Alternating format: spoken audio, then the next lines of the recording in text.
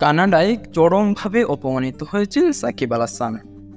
বর্তমানে যে দেশের পরিস্থিতি, কোটা আন্দোলন চলছে, সেই আন্দোলনে এখন চোপ আছেন সাকিব আল হাসান। প্রত্যেক ক্রিকেটাররা তাদের মত বিনিময় জানিয়েছেন ফেসবুকের মাধ্যমে, কিন্তু কোটা আন্দোলনে সাকিব আল হাসান এখন পর্যন্ত চোপ আছেন। চোপ থাকার কারণে তাই তো একের পর এক প্রশ্ন ছুড়ছেন দর্শকরা। গ্লোবাল টি-20তে দর্শক সারিতে অর্থকাপ দিতে চাচ্ছিলেন সাকিব আল হাসান। এমন সময় সাকিবকে এক ভক্তের প্রশ্ন।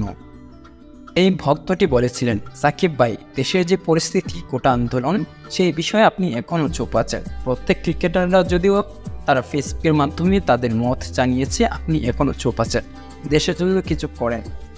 এমন প্রশ্নের প্রতি উত্তরে সাকিব আল হাসান উত্তর দিয়েছেন, আপনি দেশের জন্য কি করেছেন?